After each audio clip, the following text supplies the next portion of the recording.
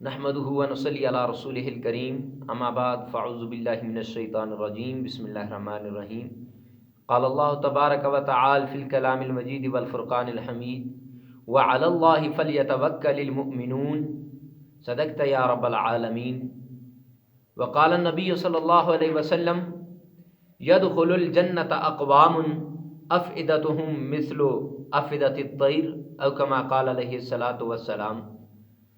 اللہ سبحانہ و تعالیٰ نے سورہ ابراہیم کے اندر اس کی آیت نمبر 11 میں فرمایا وَعَلَى اللَّهِ فَلْيَتَوَكَّلِ الْمُؤْمِنُونَ، اللہ ہی پر مومنون کا بھروسہ کرنا چاہیے۔ تو اس آیت کے اندر اللہ سبحانہ و تعالیٰ نے یقین اور توکل کو بیان کیا ہے کہ یقین اور توکل کیا ہوتا ہے۔ سورہ طلاق کے اندر اللہ رب العزت نے فرمایا وَمَن يَتَوَكَّلْ عَلَى اللَّهِ فَهُوَ حَسْبُهُ، کہ جو اللہ رب العزت پر بھروسہ رکھتا ہے بس وہ اللہ رب العزت اس کو کافی ہے۔ تو پتہ چلا کہ ہر کام کے اندر، ہر معاملے کے اندر، ہر نہج کے اندر، ہر طریقے کے اندر اللہ سبحانہ و تعالیٰ پر بھروسہ کرنا چاہیے۔ آج پریشانیاں کیوں بڑھ گئی ہیں، غم کیوں چھا گئے ہیں؟ یہ پریشانیوں کی بڑھنے کی وجہ اور غموں کا گھروں کے اندر رہائش ہونے کی وجہ، گھروں کے اندر داخل ہونے کی وجہ صرف اور صرف ایک ہی ہے۔ وہ کیا ہے؟ اللہ رب العزت پر یقین اٹھ گیا ہے۔ اللہ سے ہمارا توکل جو تھا، توکل اللہ، وہ ختم ہو گیا ہے۔ جب توکل اللہ ختم ہوا، جب یقین اللہ رب العزت پر ختم ہوا تو میرے بھائیوں ان ساری چیزوں نے ہمارے گھروں کے اندر گھر کر دیا ہے۔ یقین ہے کیا؟ یقین کسے کہتے ہیں؟ تو حضرت نظام الدین اولیاء رحمۃ اللہ علیہ جو بہت بڑے بزرگ گزرے ہیں، 7 بادشاہوں کا زمانہ انہوں نے دیکھا ہے، کسی کے پاس بھی نہیں گئے، کسی کو اپنے پاس آنے کی اجازت بھی نہیں دی کہ کوئی میرے پاس آ جائے، یہ ایسی اجازت بھی نہیں دی۔ ایک بادشاہ تھا، وہ بادشاہ حضرت کے پاس اس نے خط لکھا کہ حضرت میں آپ کو ملنا چاہتا ہوں، میں آپ کے در پہ۔ حضرت نے فرمایا کہ میں اجازت نہیں دیتا۔ اس نے کہا میں بادشاہ ہوں، میں آؤں گا۔ تو حضرت نے جواب میں لکھا میرے گھر کے 2 دروازے ہیں، ایک دروازے سے تو آئے گا اور دوسرے سے درویش جائے گا۔ اللہ اکبر۔ حضرت رابعہ بصری رحمۃ اللہ علیہ بہت مشہور بزرگ گزری ہیں، ان کے بارے میں آتا ہے کہ بڑی توکل اللہ والی تھی، بڑی اللہ پہ بھروسہ کرنے والی تھی۔ ایک مرتبہ خادمہ نے، گھر کے اندر کھانا نہیں تھا، خادمہ آئی، آ کے بتایا کہ مہمان آئے ہیں۔ فرمایا 5-6 مہمان ہیں۔ تو حضرت رابعہ بصری عبادت میں مصروف تھیں، فرمایا جاؤ مہمانوں کی مہمان نوازی کرو۔ تو وہ گئیں تو کچن کے اندر دیکھا کہ صرف ایک روٹی پڑی ہوئی ہے، ایک روٹی، اور کچھ بھی نہیں ہے۔ واپس آئیں، آ کے حضرت رابعہ بصری کو بتایا کہ کچن میں تو صرف ایک روٹی پڑی ہے اور کچھ بھی نہیں ہے۔ کہا جاؤ اس کو اللہ کے راستے میں صدقہ کر دو، خیرات کر دو۔ وہ گئیں اور اس کو بھی خیرات کر دیا، پریشان کہ اب کیا ہوگا، جیسے ہم پریشان ہو جاتے ہیں۔ تھوڑی دیر گزری، ایک آدمی دروازے پہ آیا، بادشاہ کا غلام۔ تو دروازے پہ دستک ہوئی تو اندر سے خادمہ نے کہا من علی الباب، دروازے پہ کون ہے؟ تو اس نے اپنا نام بتایا، دروازہ کھولا، ہاتھ میں روٹیاں اور سالن پکڑا ہوا تھا کہ بھئی یہ روٹی ہے، یہ بادشاہ سلامت نے رابعہ بصری کے لیے بھیجی ہے۔ اس نے وصول کر کے جا کے حضرت رابعہ بصری کو بتائی۔ حضرت رابعہ بصری نے فرمایا کہ یہ نہیں ہو سکتا۔ اٹھا کے دیکھا 5 روٹیاں تھیں، کہا یہ نہیں ہو سکتا، یہ میری روٹی نہیں ہے، جاؤ اس کو بتاؤ کہ آپ کے بادشاہ نے کسی اور گھر کے طرف بھیجی تھی، آپ ہمارے گھر لے آئے۔ پھر دوسری مرتبہ اب وہ واپس کر دی گئی، دوسری مرتبہ آیا، دروازے پہ دستک ہوئی، فرمایا من دق الباب، دروازے پہ کون ہے؟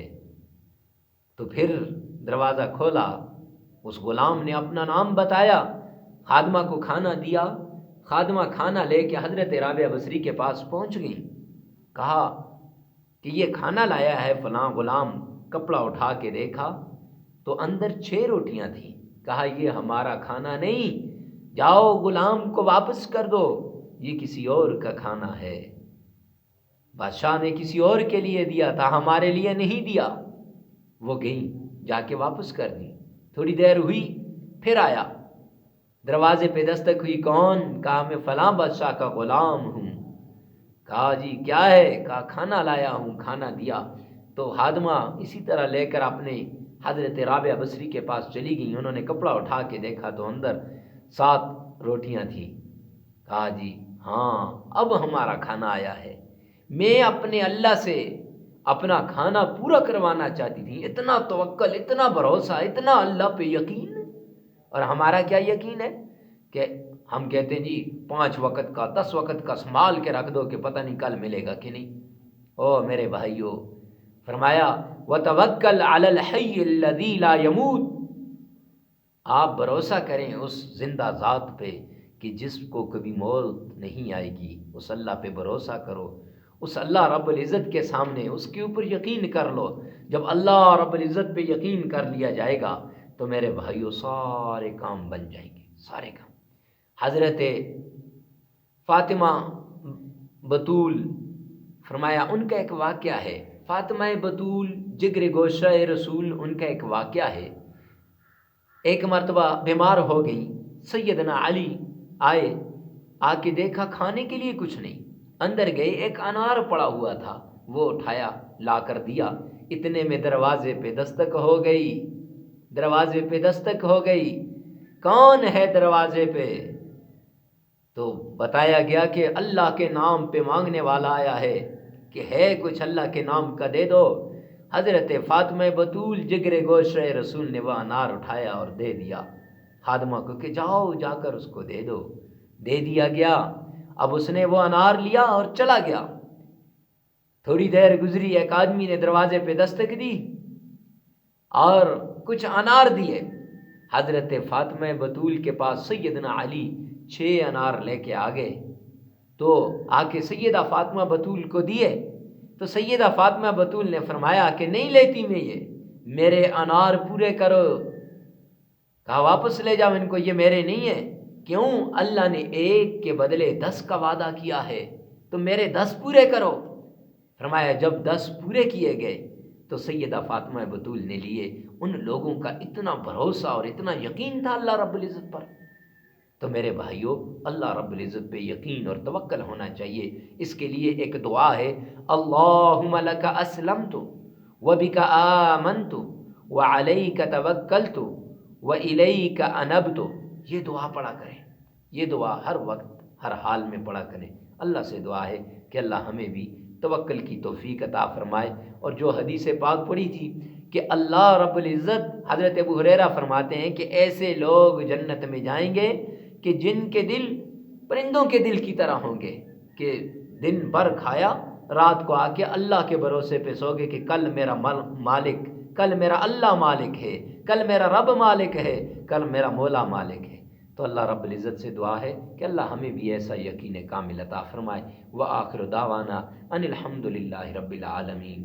اگر ہماری یہ ویڈیو اچھی لگے تو عمران اسلامک اسٹوڈیو کو سبسکرائب بھی کریں اور ویڈیو کو لائک بھی کریں اور شیئر بھی کریں۔